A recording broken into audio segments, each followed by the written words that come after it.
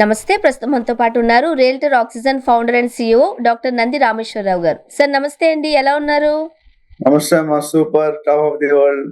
Sir మరో పక్క మనం దుబాయ్ చూసినట్లయితే మనం సెటిల్డ్ అయిన వాళ్ళు, ఓకే, కాస్త వ్యాపారవేత్తలు కావచ్చు, సెలబ్రిటీస్ కావచ్చు, ఒక డ్రీమ్ డెస్టినీ పాయింట్‌గా దుబాయ్‌ని చూసేవారు. చాలామంది అక్కడ ఫ్లాట్స్ అవి కొనుక్కున్నారు కూడా. ఓకే. బట్ ఇప్పుడు పరిస్థితులు మారిపోయాయి. మీరేమంటారు? ఇప్పుడు పొజిషన్స్, ఇప్పుడు Dubai is a tourism country. ఒకటి top of the top real estate Dubai లో ఉన్నాయి.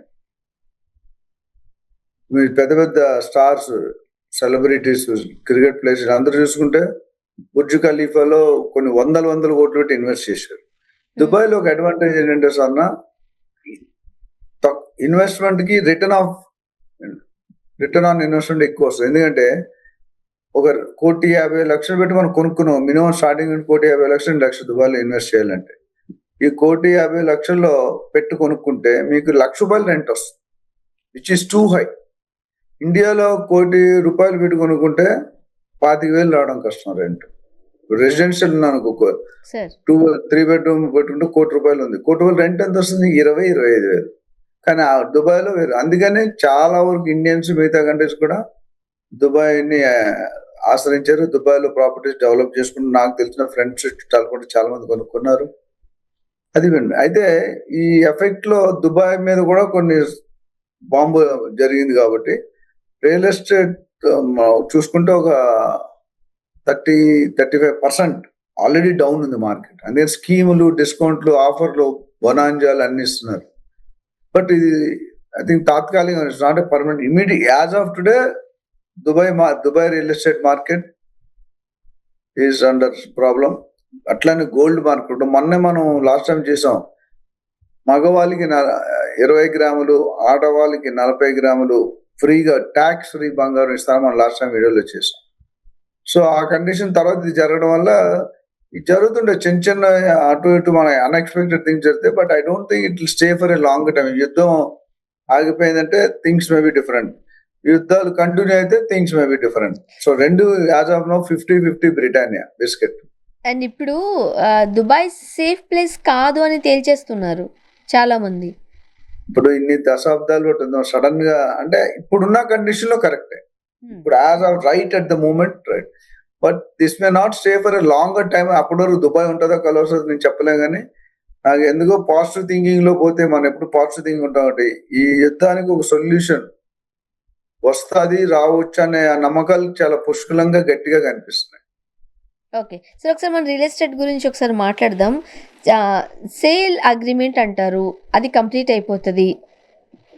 వాళ్ళు ఒక డెలివరీ టైం ఇస్తారు, 2 ఇయర్స్కి 3 ఇయర్స్కి మేము ఇస్తాము అని. బట్ ఆ టైం దాటిన తర్వాత కూడా వాళ్ళు మనకి డెలివరీ చేయర్ ఇష్యూ ఉంటుంది. ఆ టైంలో ఏం చేయాలి? ఇప్పుడు రియల్ ఎస్టేట్, ఇది ప్రశ్నకి ఆన్సర్ చేసే ముందు రియల్ ఎస్టేట్ లైఫ్ సైకిల్ గురించి చెప్తాను. చాలా మంది అడిగారు నన్ను, రియల్ ఎస్టేట్ ఎక్కడ స్టార్ట్ అవుతుంది, ఎక్కడ అనేది ఒక ట్రాన్సాక్షన్ అనేది, ఒక ట్రాన్సాక్షన్ రెసిడెన్షియల్ కానీ కమర్షియల్ కానీ. సో మీరు చూసుకుంటే ఒక హ్యూమన్ బీయింగ్, మన ఆడవాళ్ళు కానీ మగవాళ్ళు, మనకి లిమిట్స్ ఉంటాయి. చైల్డ్హుడ్ తెలుసు కదా, teenage, middle age, adult age, senior citizen and beyond. So అట్లానే రియల్ ఎస్టేట్ కూడా సైకిల్ ఉంటుంది. ఫస్ట్ రియల్ ఎస్టేట్ ఎక్కడ స్టార్ట్ అవుతుందంటే ఎంక్వైరీ జనరేషన్. ఎంక్వైరీ తర్వాత లీడ్ అవుతుందండి, సైట్ విజిట్ కన్వర్ట్ చేస్తుంది. లీడ్ నుండి సైట్ విజిట్ కన్వర్ట్ చేస్తుంది. సైట్ విజిట్ తర్వాత కస్టమర్ అబ్జెక్షన్ హ్యాండ్లింగ్, అంటే వాళ్ళకున్న డౌట్స్ ప్రైస్ వైజ్ కానీ, టెక్నికల్ వైజ్, వాస్తు వైజ్ కానీ, ఏరియా వైజ్ కానీ, లొకేషన్ వైజ్ కానీ, డెవలప్మెంట్స్ కానీ చూసుకుంటారు. దాని తర్వాత meeting between the builder and the buyer along with agent or land buyer and seller, ఏదైతే అది కూర్చొని మాట్లాడుకున్న తర్వాత బుకింగ్ అడ్వాన్స్ ఇస్తారు. ఫస్ట్ బుకింగ్ అడ్వాన్స్ ఇచ్చిన తర్వాత లీగల్ గా డాక్యుమెంట్స్ చెక్ చేసుకొని అప్పుడు సేల్ అగ్రిమెంట్ 20-25% అమౌంట్ ఇస్తే సేల్ అగ్రిమెంట్ రాస్తారు. Sale agreement is not the ownership of the property. చాలా గుర్తుపెట్టుకోవాలి. Sale agreement is a commitment being given by the builder to the buyer, saying that in this tower, in this floor, in this flat number is allocated to you. Ante untadi. తర్వాత payment ఎన్ని రోజుల్లో కట్టాలి, ఎలా కట్టాలి, bank loan ఉందా, అవన్నీ కూడా ఉంటాయి. జనరల్ సేల్ అగ్రిమెంట్లు ఇచ్చిన వాటి ప్రకారం కొంతమంది బిల్డర్స్ ఫాలో కారు. ఇప్పటికీ నాకు తెలిసిన ప్రాజెక్ట్స్ 10 సంవత్సరాలు 15 సంవత్సరాలు డిలే అయిన ప్రాజెక్ట్స్ హైదరాబాద్ లో ఉన్నాయి మీరు చూసుకుంటే. సో మీరు అడిగిన క్వశ్చన్ అంటే ఆల్రెడీ డబ్బులు కట్టాడు కానీ డెలివరీ కాలేదు, వీడి పరిస్థితి ఏంటి? అందుకనే అగ్రిమెంట్స్ చాలా వరకు మనం రిజిస్టర్ చేసుకోం.